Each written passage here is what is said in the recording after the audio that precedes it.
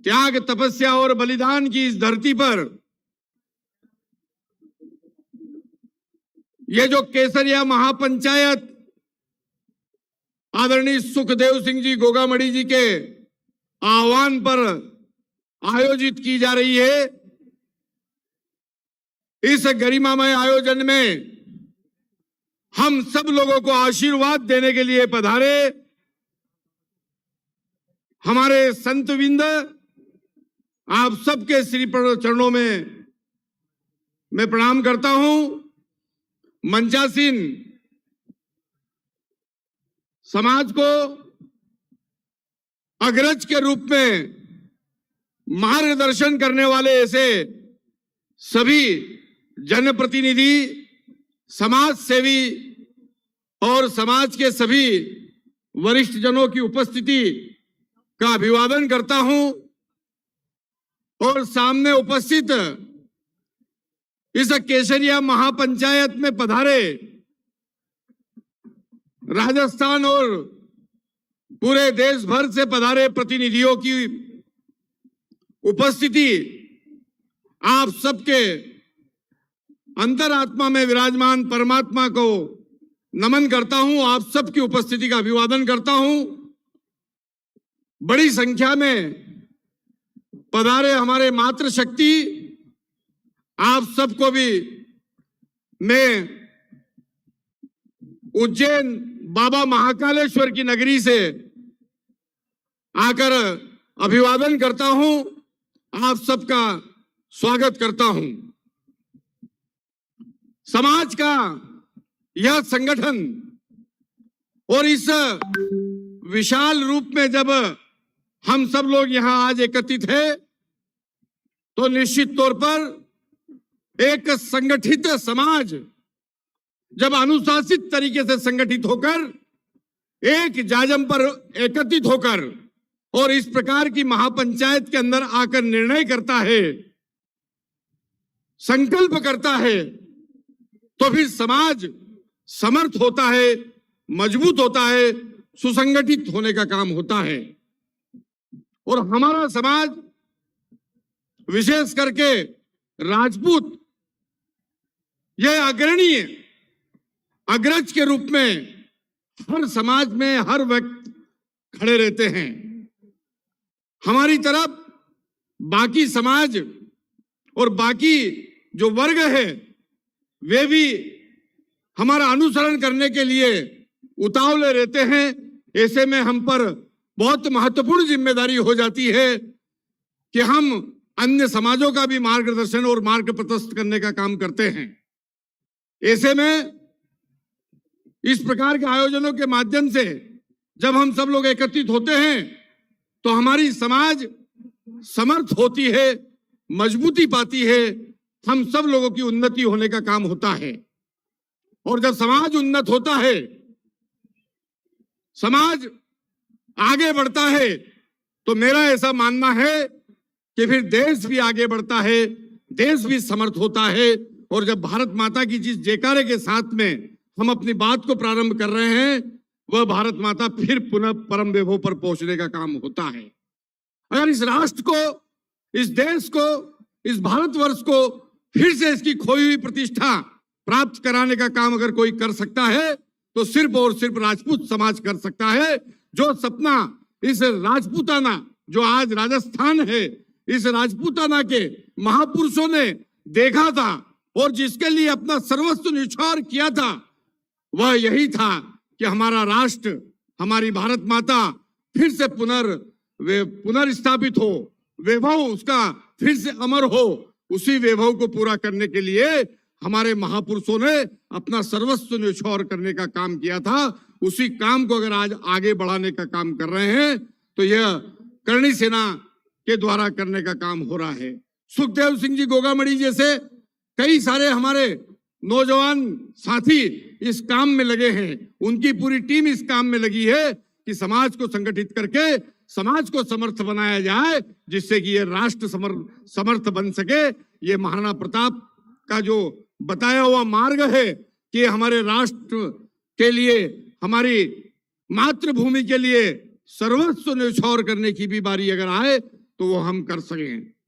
जब हम संगठित होंगे तो वर्तमान जो परिदृश्य है उसमें हम आगे चल सकेंगे, और जब हम आगे चल सकेंगे तो सिर्फ राजनीतिक क्षेत्र या सामाजिक क्षेत्र ही नहीं है, हमको हर विधा में पारंगत होना पड़ेगा, हर जगह जाकर नेतृत्व करना पड़ेगा, व्यापार में जाकर नेतृत्व करना पड़ेगा, कारपोरेट में जाकर नेतृत्व करना पड़ेगा, राजनीति में जाकर नेतृत्व करना पड़ेगा, प्रशासनिक अधिकारी ब्यूरोक्रेट्स में जाकर हमको नेतृत्व करना पड़ेगा।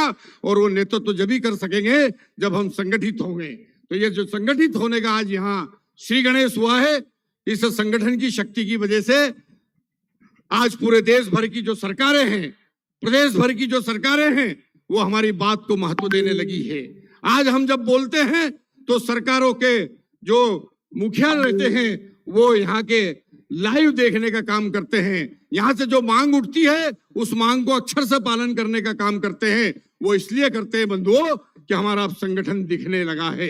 ये ताकत, ये केसरिया ताकत जो है ये पूरे देश को दिखने लगी है। और जब हम वाजिब बातों को लेकर बात करते हैं सरकारों के साथ में, तो फिर वह बुलाकर अभिनंदन करने का काम करते हैं। मैं गोगामणि जी गवाह है इस बात के कि हमने 5 जनवरी को मध्य प्रदेश में एक क्षत्रिय समागम रखा था, और वह क्षत्रिय समागम की जब हमने घोषणा करी और उसकी तारीख तय करके देने का काम किया, तो मध्य प्रदेश के मुख्यमंत्री शिवराज सिंह चौहान जी ने हम लोगों से संपर्क करके यह आह्वान किया कि आप अगर भोपाल आ रहे हैं तो भोपाल में फिर आप किसी मैदान में कार्यक्रम नहीं करेंगे, आप मुख्यमंत्री निवास में आकर कार्यक्रम करेंगे, मुख्यमंत्री के मेहमान बनकर आप यहाँ कार्यक्रम करेंगे। मुख्यमंत्री निवास में वो कार्यक्रम हुआ।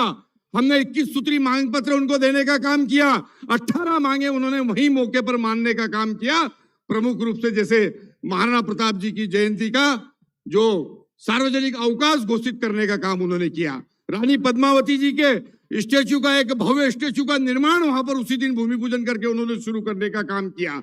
तो सरकारें बात मानने को तैयार है, मनाने की ताकत चाहिए। आज आप यहाँ एकत्रित हुए हैं, मैं समझता हूँ शाम तक आप भी अपने मांगों को, अपने संकल्पों को पूरा कराने में सफल होंगे, ऐसी बाबा महाकाल से मैं प्रार्थना करता हूं। और आप सबसे इस बात के लिए बहुत बहुत धन्यवाद और साधुवाद करता हूं कि आप इतनी बड़ी संख्या में यहाँ पधारे। बहुत बहुत धन्यवाद। भारत माता की जय।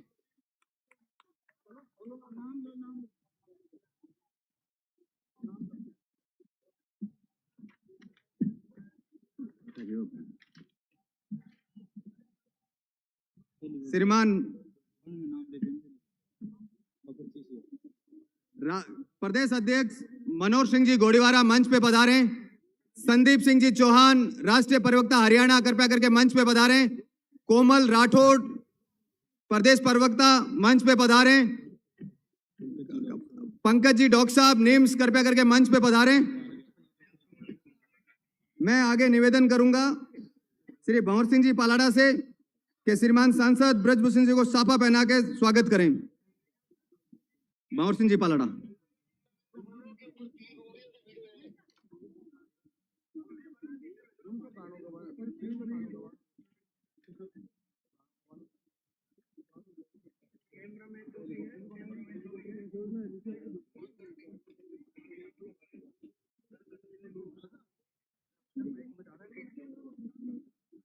मैं अगले वक्ता के रूप में श्रीमान ब्रजभूषण सिंह जी सांसद केसरगंज को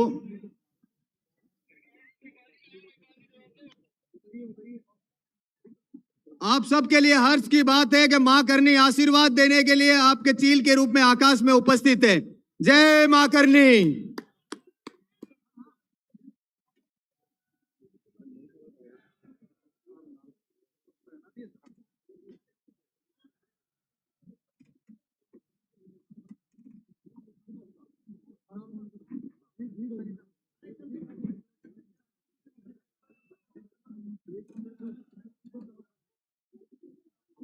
आज मैं अयोध्या की धरती से चल करके राजपूतों की धरती राजस्थान में आया हूं और आने का जो सौभाग्य प्राप्त हुआ है वो सुखदेव सिंह जी के द्वारा और योगेंद्र सिंह के द्वारा आज मुझे यह सौभाग्य प्राप्त हुआ है। अपनी बात मैं प्रारंभ करूं उसके पहले करणी सेना के संस्थापक स्वर्गीय लोकेंद्र सिंह कालवी जी, जिनसे मेरा विशेष परिचय था, स्नेह था, आज हमारे बीच में नहीं है। मैं अयोध्या की धरती से या उत्तर प्रदेश की धरती से की तरफ से मैं उनको श्रद्धांजलि अर्पित करता हूं और साथ ही साथ उनके बारे में एक पंक्ति कहना चाहता हूं। कोई चलता पग चिन्हों पर, कोई चलता पग चिन्हों पर, कोई पग चिन्ह बनाता है, वही सूरमा इस जग में धरती पर पूजा जाता है। ऐसे थे हमारे संस्थापक स्वर्गीय लोकेंद्र सिंह जी। हमारे दाहिने तरफ मंच पर साधु संत विराजमान हैं। मैं आपका ही शिष्य हूं और अयोध्या के संतों का बहुत प्रिय हूं और अयोध्या के संत हमारे बैठे भी हैं। एक संत बैठा है, एक शिष्य भी बैठा है, वो पहलवान है। तो मैं आप सबको प्रणाम करता हूं। मंच पर बैठे हुए आप सभी राजस्थान से, मध्य प्रदेश से, उत्तर प्रदेश से जो भी श्रीमान पधारे हैं, सबको मैं प्रणाम करता हूं और मैं आपकी मांगों का समर्थन करता हूं। लेकिन साथ ही साथ मैं सूत्र वाक्य में